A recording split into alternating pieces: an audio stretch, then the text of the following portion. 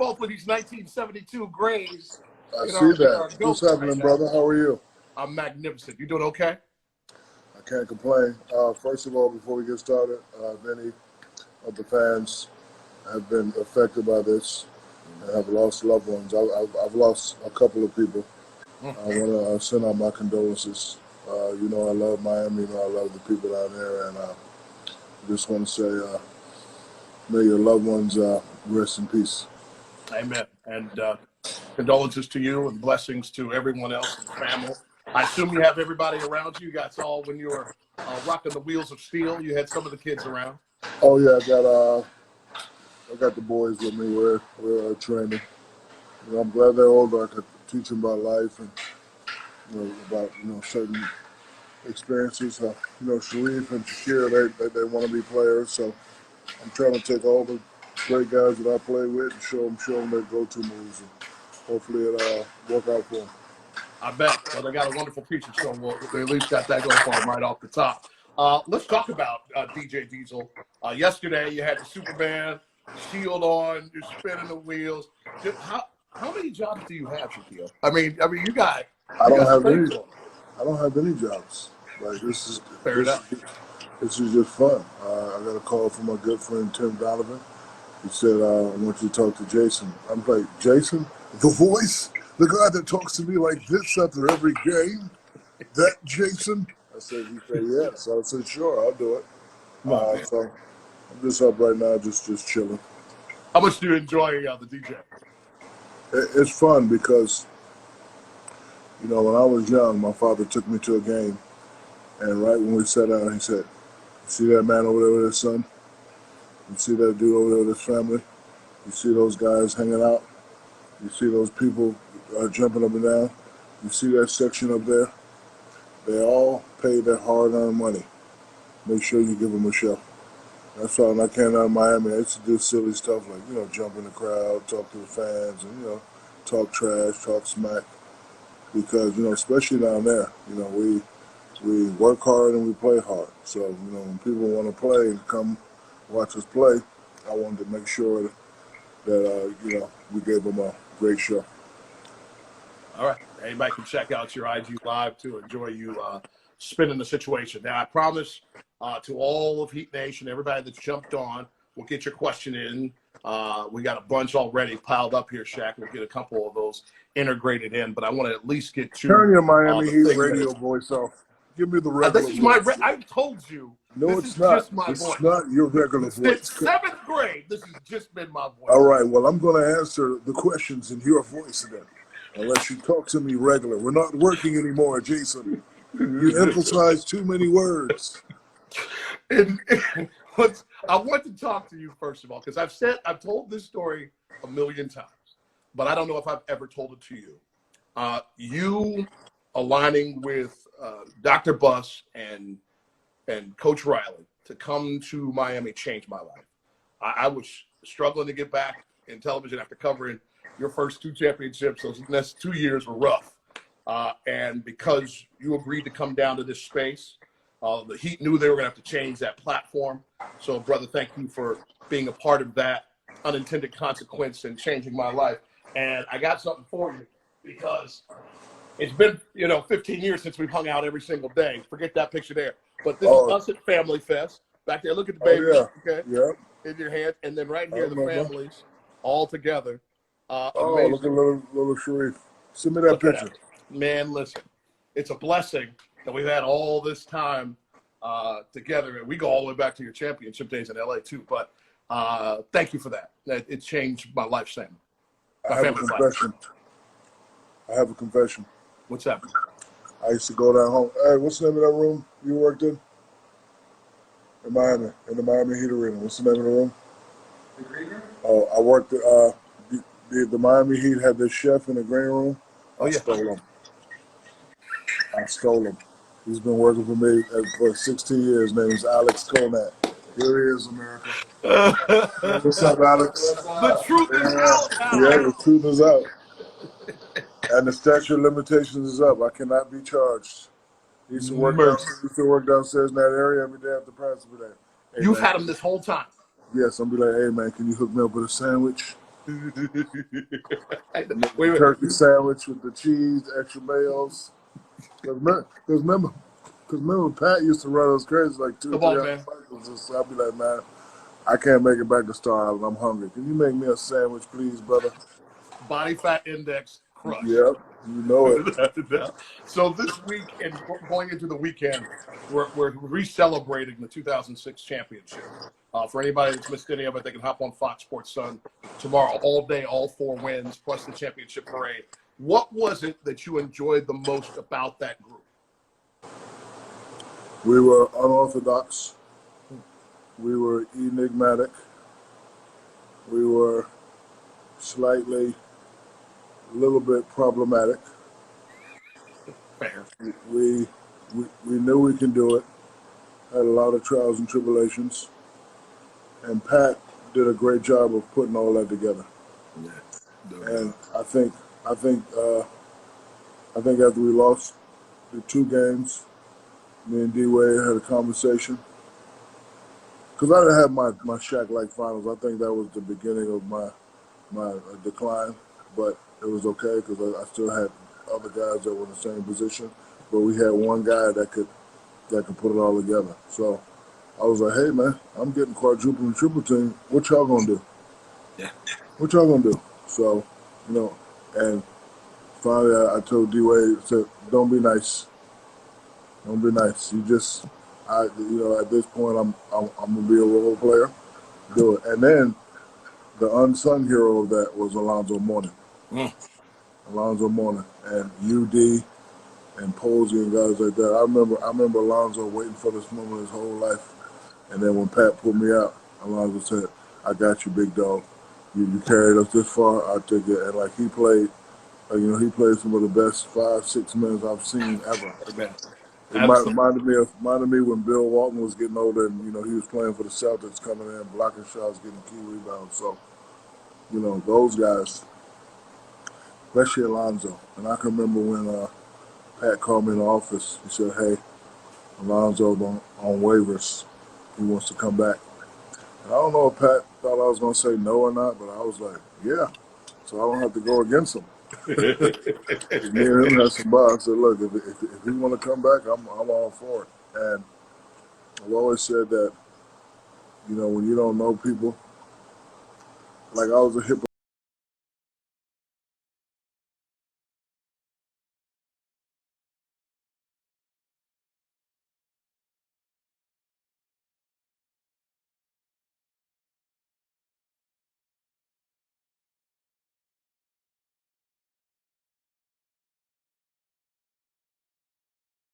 That was it. he was great. And I think somebody from your organization posted the top 4 Heat players.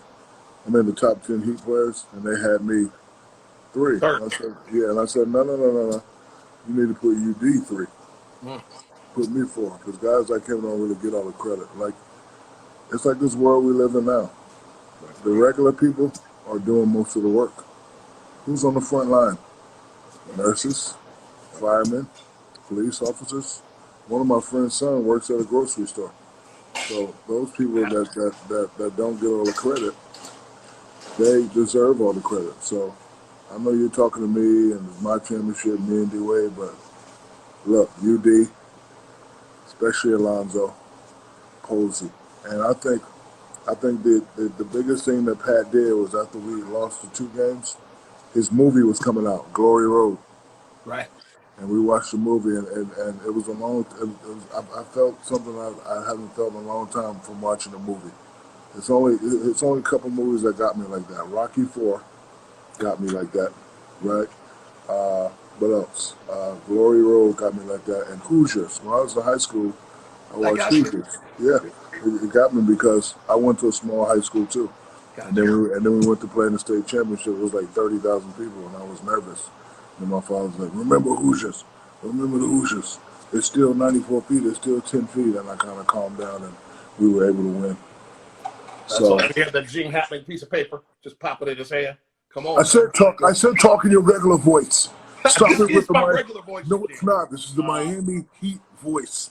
there was this Down by wonderful 2. moment. The Miami Shaq is on the free throw line. He sinks the first one. What is wrong with Cross you? your fingers. When you Listen, hit the second one. there was a wonderful moment, and it seemed extremely important to you on the podium when you won the '06 title. You almost snatched that MVP trophy out of Commissioner Stern's hands, may rest in peace, because you wanted to make sure you had that moment of giving the mantle, if you will, to Dwayne Wade. Is that the right way to see that? Yeah, but he already had the mantle because when I first got to Miami, I said, meet me on the beach. Because I said, no, you don't know me, and I know you heard a lot of stuff. This is what happened, and this is what cannot happen with us. So we already talked about it. So it was already his team, and but still, as a player, as a moving component, you still got to do your part. You could be the top part of the engine, but that damn belt still got to go. The nut still got to go. And so even though it was his team, I still got to give y'all 28-10 tonight. That's what I got to do. So. Period. And I think if I do that, then we should be fine. One more question about the finals before we get to the people's questions. Antoine was with us the other day. He told us the story about when you guys were rolling in Game 6. He got the and-1. He hits the floor. He gives it the shimmy, and you pull him up and you whisper to him, "Don't you ever do that ish again."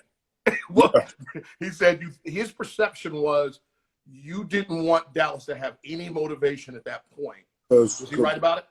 Yeah, because remember, we lost the first 2. We got manhandled. And then Game 3 was, and then Game 4 was, and then Game 5 was, yeah. And then Game 7, like, hey, man, chill out with all that right now. Don't do that. Wait, listen, after we win, I'll do it with you. I'll do it with you. But don't do that right now because I've seen people just get sparked from little things and just go crazy. And if we win the thing, it'll be one of the greatest comebacks in history. If we lose, I don't want this to be the moment. All right. Our first question comes from Amy up in Canada. How does it feel to be able to dominate your space like you were able to do for so long in this league? Most dominant. It's something that I set out to do because I realized that being the best is a category that I could have tried to go after, but I know it was people better than me. Like when you want to talk about fundamentals, Lonzo's better. You want to talk about fundamentals, Christian Laettner is better. So I had to build my category. So when I first came in and I realized that I was stronger than people that I idolized, I was like, let me turn this up. When I realized every time I dunked, I got my knees up, people would back up. I said, you know what, I'm going to go after this. And I figured out a method to get me 28-10, 7 points a quarter. That's 3 jump hooks and 1 free throw. I don't care if I shoot 10 free throws per quarter. If I hit one, my mission statement is almost complete. I think you need question to comes from because you're squinting when you're trying to read. Will you stop? W. Dot, I can't even say that. 21 wants to know who was your toughest opponent, Shaquille? Your toughest opponent? Nobody, because everybody doubled and tripled me. But I have to answer that Alonzo, especially our first 4 years, and then Akeem in the finals. But other than that, nobody dared play me one-on-one. They knew better. Well, we got a good one here. You talked about the appreciation you had for Dwayne Wade and UD. Somebody said in the comments, me and you are like twin brothers. I wish I had your voice. Brother. I wish I had your checking account. Here is what were your first impressions of Dwayne and UD? You had wonderful things to say about them, but as young players, when you walked in the gym, what first hit you? Well, I didn't know anything about D-Wade until we lost a playoff game, and then I went home and watched, because I never watched the other teams until this time. So I'm watching, I'm like, damn, who's this kid? I think it was against Charlotte, and, BD's my guy. He was going to work. I'm like, so then I kept a close eye on him. When I met UD, straight up, hard worker, and, they told me a story. Came in real thick, worked his butt off, lost a lot of weight, earned a starting position, and he was a guy that's going to always do everything right. And that's what you need. Like, when I was in L.A., my UD was Rick Fox. My UD was Brian Shaw, Horace Grant, guys that just come in every day. They're not going to get a lot of credit, but they're going to do all the work. So it was times where I'm not going to even try for a rebound. Let UD get it. Let me go on sprint on court, throw a lob, get this crowd going crazy. Because usually I'd have to get every rebound and do that. But if I wasn't around it, I would just sprint, and me and UD had to understand that. Like, hey, if you down there, you get the rebound, I'm a sprint. If I'm down there, I get the rebound, you sprint. So it enabled us to get out and run. Last question from the folks. Mike wants to know who's the best trash talker you faced or played with. Gary Payton. Gary Payton, talk about your mama, your kids teacher, your mama's wig.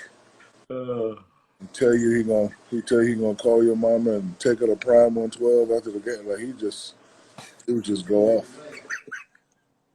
Slick and quick with it too. What I know Heat Nation loves is when you and Charles get into it on Inside the NBA. Charles has created a very special place in the heart of Heat fans. You and I both know that he's one of the sweetest characters on the planet, but he does play a role on that show. How much do you enjoy going at it with him?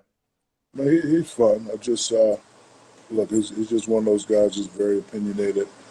And I think the good thing about our show is that you believe that we know what it takes to be great. You believe that we know what it takes to win championships. So Ernie is consummate professional. Kenny has 2. I got 4. Chuck, one of the top 50 players and a Hall of Famer. I think that's what really makes our show valid. Before we let you run, we have a series here in Heat Digital World called Behind the Meme. There isn't a signature Heat meme for you, but you have 2 massive memes that fit anywhere. What's the first one? The shoulder shimmy from the side. What's the origin of that one? Where did that one come from? I got it from Antoine. Come on. Yeah, I got it from Antoine. I can't say I made that up. I got it from my teammate Antoine. What was that moment from? You remember when it was actually shot? I think it was from a Icy Hot or either Gold Bond commercial. Absolutely. That's good stuff. The other one comes from All-Star Weekend 2000 out in Oakland. We're all at the dunk contest. As a matter of fact, my brother's in one of your shots. So that's fun. Oh, man, what are we doing here? Let's go. Come on. Can't get frozen here. Fix your Wi-Fi, man. Listen, I'm trying, man. I got it. Everything's craziness over here. Let's see how to turn it off. That's how bad it got. It had to go off. Well, I know what meme you're talking about, so I can answer your question. I just got. Go ahead. You want me to answer it? Yeah. You know which one we're talking about? Yeah, I know what you're talking about. I got this big because I'm a technology guy, so I see this camera, big Sony camera, in one of the technology stores. So I buy it. I charge it up. I got the thing. So when I'm going to film Vince Carter, he dunks off the wrong leg but brings it back the right way. So I'm like, I know I just saw it in the camera, but I'm looking at my people. I'm like, did he just do what I think he did? And the crazy thing is, everybody asks me, where's the tape? I don't know. Or I was. Fix your Wi-Fi, man. Listen, there's a lot that is occurring on this particular platform. I will not take full responsibility for this particular freeze. I'm glad both of us looked relatively decent while we did it. Shaquille, Thank you for the time. We appreciate it, brother. All right. Love you, too.